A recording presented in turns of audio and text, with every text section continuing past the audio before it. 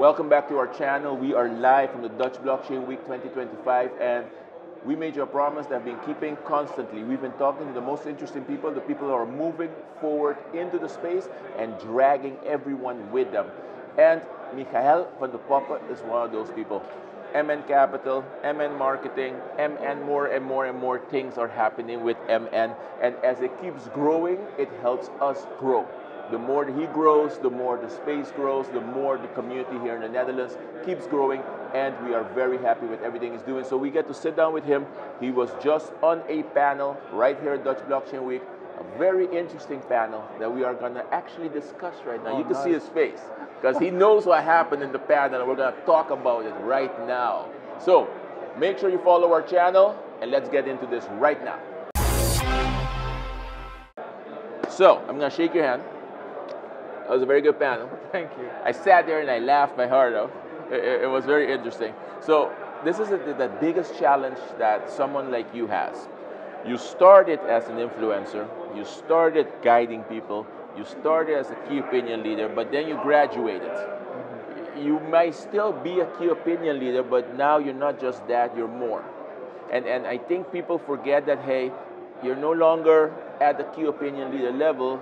You're leading a fund soon, which you're launching next month? Yeah, we hope the 1st of July. Exactly. You know, you're getting to a consultancy where you're actually leading people into the investment part of it personally. So all of these things, you've graduated, you've moved past it. But how do you deal with the fact that some people still see you as a influencer? I think ultimately I'm still an influencer. I've got a following. It's just like your messaging is changing over the years. And that comes through the fact that you learn as an individual. And if I look back on the things that I've said 4 or 5 years ago, then I'm like, oof, but I didn't know better. Because if I knew better, I would have been talking in a different manner. Yeah. But I just try to transition from being that sort of crypto guy into how can I positively impact the people that are involved in the crypto space. And it's still a minefield. Every day we try to avoid stepping on a mine. Yeah, that is it. And we try to do that for the other people. Initially I wanted to do it for myself. I think I've succeeded. Then I want to do it for the people around me. And then I want to do it for a bigger group of people with the experience and knowledge that we have gained over the years. So. On the panel, they asked you a very simple question. If you had a magic wand, what would you do with it? What was your answer? Remove 99% of the KOLs. And now, based on that answer, removing 99% of the KOLs, explain that to me. Because on stage, you couldn't explain it. But what does that mean? Well, I think the fact that people leave crypto is not because they want to leave crypto, it's because they are getting misinformed by the KOLs that they follow. If you get into the space and you want to get more information, you go to social media. You go to a platform like yours, or you go to X, you go to YouTube, just to learn and to get more intel on what you should be doing with your money or what you can do within crypto. And if someone is on the other side, with the only target to make money out of you, that's going to put you in a spot of making wrong decisions. And that's when people start to leave crypto because they say, yeah, it's bad, I lose money. Exactly. And that's what I said, like the 2017 class didn't know that they were able to make a lot of money.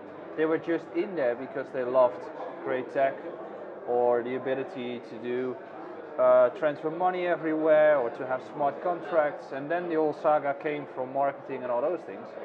And that basically destroyed the entire sentiments surrounding crypto. So that's why I say remove 99% of the KOLs, as there are not many out there trying to be authentic. And many of them are copycats or are just plainly saying nothing. Very good. Now, as we here in the Dutch community start moving forward, you are transitioning now to an actual capital fund. How's that going? It's fun. It's challenging and fun, but I mean, I've been doing the trading group for 5 years, and at some point you're like, what's your ceiling? Like how far can you go? Can you still like improve yourself? And I kind of figured that it was done. Other people were better in what I was doing. So then I wanted to take the step into becoming an institution and become a venture capital. That was the first. And what I learned is that if I tried to level up, I had the imagination that everybody on that level was cool and in it for the tech. To be honest, they are worse. So if there's more money involved, then people become more unethical.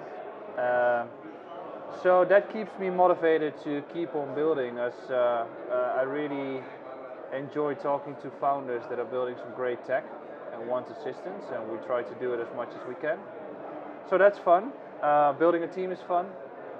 Markets are challenging at times, but trying to be different and just pushing it forward. And I like it, as we constantly have new decisions to make and new challenges, and you're like, oh shit, what do we do? Okay. So I like it. Now, different than most, whenever you make mistakes, you own up to them. You made a post where you screwed up your whole altcoin portfolio. Yeah. Step by step, you broke it down what happened. But now, at the hindsight, it went badly. What would you have done differently? Well, I said it to someone yesterday. I wasn't really thinking about it, but it just came up. And I think the reason why it went wrong is that I had a thesis. And you can have a fundamental thesis, which is fine, but as an investor, you rather just do not have any thesis and be open-minded to everything. You got flow. Yeah. Tables are changing all the time, so you need to change as well. The fact is that I made this decision saying that I was expecting a longer cycle to happen, but I basically took the bet on a 4-year cycle, assuming that the altcoins were going to go well. Did not happen. Did not happen as of yet. And then you're like, okay, so my altcoin portfolio is down so much. How do I handle it? A lot of people are starting to become angry. And now the markets are moving upwards, and I get those comments of people saying, hey, because you still hold your portfolio, I'm also still holding my portfolio, so thank you. Yeah. And I think that brings me to the underlying fundamental aspect of creating content, is to be transparent and to just say what you are going to do. But that doesn't always happen. Most people only show their wins at the end of the day. So, Bitcoin, all-time high. I'm not one of those people like, oh, it's going to keep rising, it's amazing. I'm a very realistic person. You know, when you create the content like we do on a news website, you need to create realistic, news-worthy content. So from your perspective, we've reached this all-time high. What are the next steps that anybody should be following in the next 3 to 6 weeks? I think you should be looking if Ethereum is going to follow through. Usually with these all-time high breakouts, it tends to really continue to move. And the first slight signs of Ethereum doing better have been shown in the past month. So you kind of want to see that continue. If that's the case, the sentiment switches and the markets are going to continue running forward. 10%, 12%, 14%. It's just day after day and then week after week of green candles. And then you start imagining I've not seen this before. No. Like a few weeks ago, we had the biggest weekly candle of ETH in 6 years. Yes, we actually wrote an article about it. Yeah, exactly. And usually those moves are not being entirely corrected. It just continues moving upwards. So, I mean, we don't know how high Bitcoin is going to go, but I want to see ETH do better, as I think that the past 3 months the markets have collapsed, not based on crypto, but based on macro. Yeah. So if macro changes, then crypto is going to go back up. And let's talk about macro. The way things are going right now, the wars are still ongoing, the talks are still ongoing, but with every sneeze from the West, from Trump, things changed. Do you think that benefits us? In the very long term, yes. No. In the short term, I think he's trying to lower the dollar, lower the yields, lower the Brent oil, improve the business cycle. Raoul Paul talks about it, and that's going to benefit us extremely, as crypto is that proxy that always moves the best. It's the only asset class doing well. I mean, stocks have an impact through those tariffs. Crypto doesn't. No. And So stocks are slow. yeah, and they are already overvalued at this point. Exactly. So crypto is going to do extremely well, but then you get the tipping point that inevitably you can't keep on printing. And I think that probably in 1.5 to 2 years, this entire market of the stock market is going to collapse. Yeah. There's no actual foundation anymore. Yeah, I mean, if you look at 2008 and 2000 and 1930, the first signs are 2 to 3 years prior to it. Yeah. And right now you start seeing the first signs. Japan is collapsing. That will go into the US. Exactly. Real estate markets in the US are declining year to year. Yeah. With those high yields. So it will happen, but it will happen when nobody expects it. And in the meantime, you can make a lot of money with crypto. Good point. In the meantime, make a lot of money with crypto. So, as we garner a new all-time high, what resistance are you looking at for Bitcoin? Hard to say. I think round numbers. 100K was a very stagnant one. It was.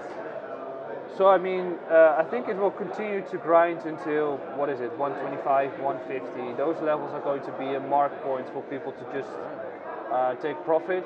And I think if that is not going to be the case, then macro is going to be the one pushing it back forward or back and Modifier. Sorry? Macro will be the modifier when it comes to the actual all-time high. So, as you heard it here, Michaël from the Poppe told you, yes, the signs are pointing to a crash, but now in the meantime, make a lot of money with crypto. You could always find his articles right here on bitcoinmagazine.nl. We make sure to go on his socials. We take that article, we summarize it for you so that you can get the most information out of it. You can follow his YouTube channel with incredibly descriptive videos, exactly what you're supposed to do and how to do it. And we will keep collaborating with Michaël to the best of our knowledge. Thank you very much for your time. You know what to do. Share, like, and comment on this video. Keep pushing this content forward, and we will all help each other with the adoption in the crypto space. See you all soon.